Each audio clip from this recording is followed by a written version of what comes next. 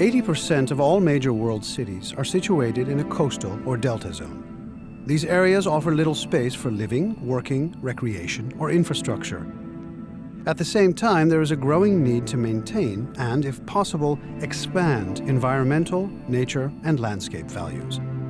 All in all, this means that space is in ever greater demand. Another fundamental aspect is safety. The globe is in the grip of climatological changes that lead to flooding. We need measures that guarantee the safety of communities living in delta and coastal zones.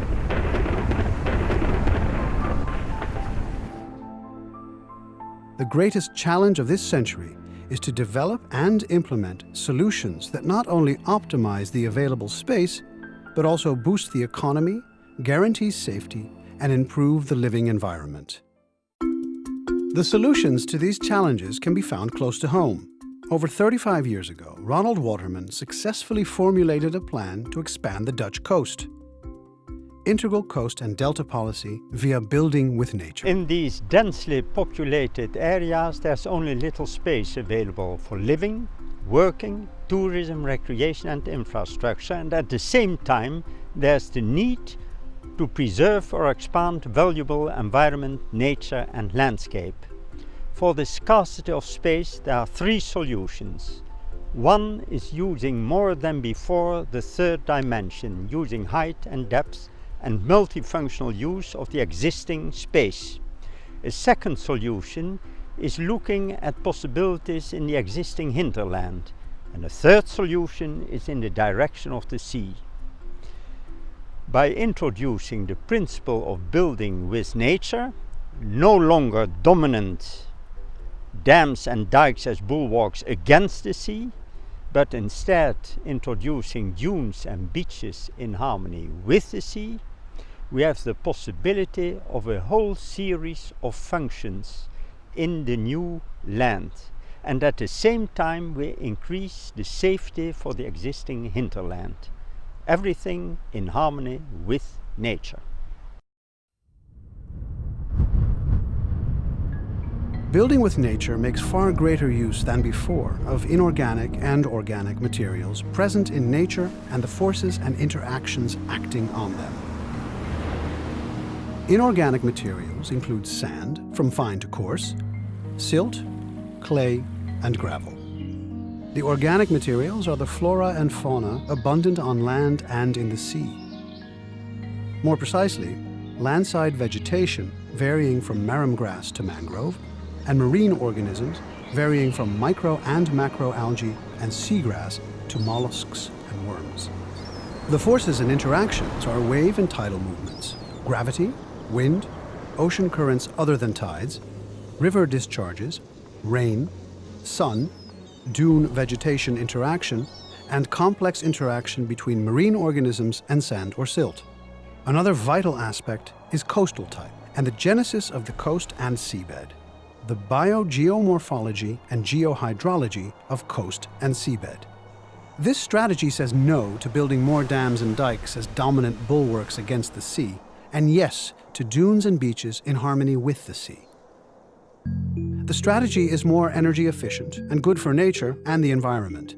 The strategy also aims to achieve a new, flexible, dynamic, balanced coastline consisting of dunes and beaches with a minimum of hard sea defense elements. A coastline where growth and erosion exist in equilibrium, minimally maintained by periodical sand suppletion, thereby integrating land in sea, but also integrating water in the new land, in the form of lagoons, lakes, harbor basins, and fresh water lenses under the dunes. Such an approach, based on building with nature, integrates land in sea and water in the new land. Building with nature is inextricably linked with integral coast and delta policy. Integral coast and delta policy answers the question, how can we solve a series of existing and future problems in relation to each other and in relation to the existing hinterland on the one hand and the adjacent sea on the other, while creating added value? The solution is found by taking many functions, and hence many disciplines, into consideration, from coastal defenses to environment, nature and landscape, from water resource management to energy, from building locations for living and working to infrastructure and recreation, from participative stakeholders to social health and welfare, and everything in between. Waterman's plan aims at a series of sustainable, multifunctional land reclamations along the Dutch coast, all based on the principle of building with nature. Thousands of hectares of new land, as well as new sea reserves, have already been realized this way. All the reclamations optimize the available space, but also boost the economy, guarantee safety, and improve the living environment.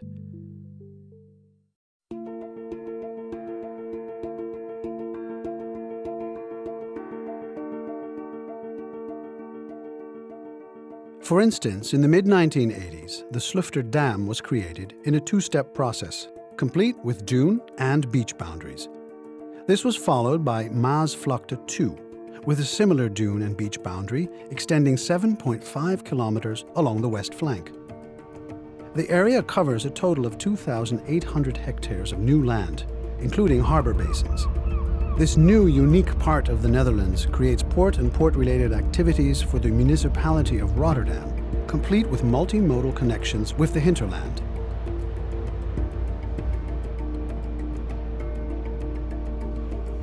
The 7.5-kilometer dune and beach boundary on the west side of Maasvlakte 2 provides safety and recreational use. Adjacent to it, on the southern side, a new terrestrial nature reserve for flora and fauna, and again safety, has been created on land belonging to the municipality of West Voorne.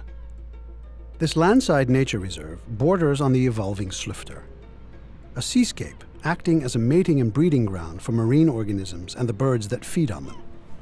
This Slufter is part of an assigned total of 25,000 hectares of sea reserve.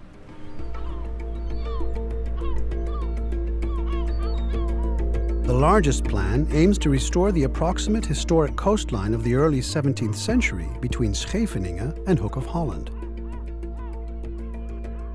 The coast that existed then has been lost due to rising sea levels, storm floods, the changing course of rivers, and land subsidence. The aim is a step-by-step restoration of the coast with a new hollow coastline, complete with ports, infrastructure, living space, and facilities for recreation, in combination with large nature reserves.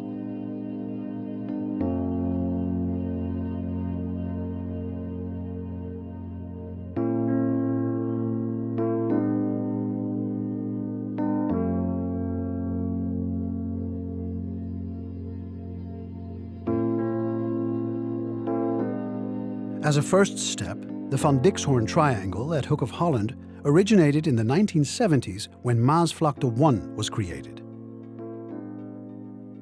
The Hook of Holland site on the North Sea, at the outflow of two major European rivers, the Rhine and the Maas, with the Rotterdam agglomeration in the hinterland, is unique.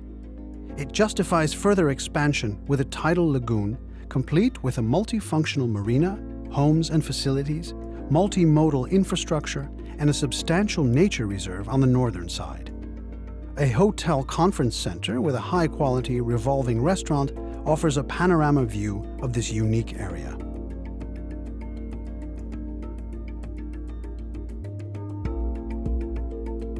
An expansion of the dunes and beach on the Delfland coast between Hook of Holland and Scheveningen creates extra safety as well as space for recreation, infrastructure, and nature development. Between 2008 and 2012, along a 17-kilometer stretch between Hook of Holland and Scheveningen, the dunes on the seaside were expanded with the new beachfront. This involved the creation of Spanjaards Dune at Schravenzande as nature compensation for Maasvlakte 2. In the next 20 years, this area will become a larger dune area, rich in moist dune valleys. A new cycle path overlooking dune, beach and sea has been built between Kijkduin and Hook of Holland, at the transition between old and new dunes.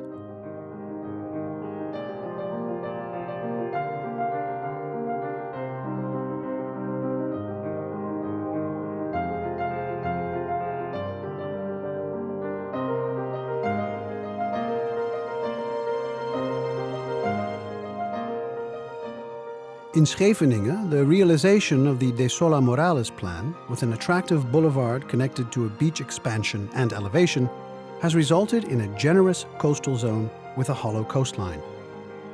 In the protected axil of the extended northern harbour mole, there is space for a line of dunes, which protect the beach sports stadium behind it and its corresponding facilities. Further plans for Scheveningen involve the creation of a fourth Scheveningen port to the south of the extended southern harbour mole, including a marina. If desired, a cruise terminal and nature zone connecting with West Dune Park and a new south-oriented beach can also be created.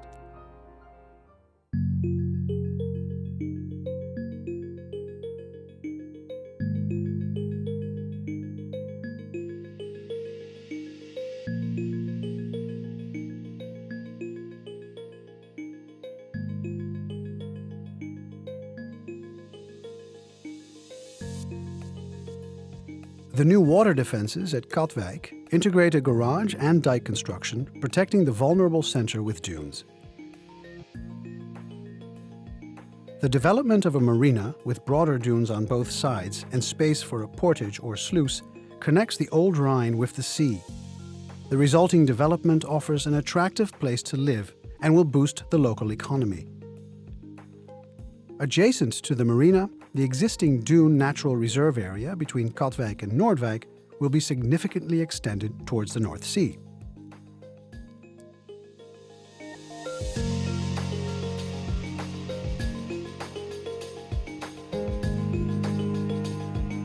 Between September 2007 and April 2008, the coast of Noordwijk was already reinforced by a dike in dune construction. The dunes were made 42 meters wider with a new beach in front of them. The new dunes are the same height as the current ones. The projected dune beach extension between Katwijk and Noordwijk will result in a new hollow coastline between Katwijk and IJmuiden. The IJmuiden Seaport Marina, south of the extended southern harbour mole, is a coastal location with a marina, nautical centre, apartments, shops, restaurants, a hotel, parking facilities and public transportation amenities, as well as Kennemer Lake and the adjoining nature reserve. The inner side of the southern harbour mole has a third port outside the sluices of IJmuiden with port-related activities and a so-called perched beach with 2 rows of beach huts.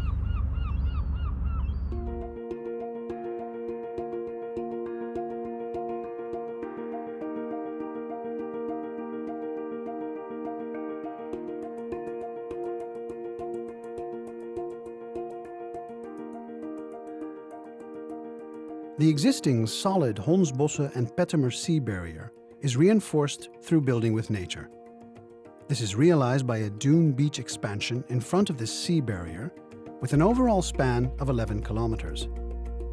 This expansion has a width of 200 meters at a central stretch of 7 kilometers, with a tapering off on 2 sides of 2 kilometers each. This solution combines safety, nature development and recreation.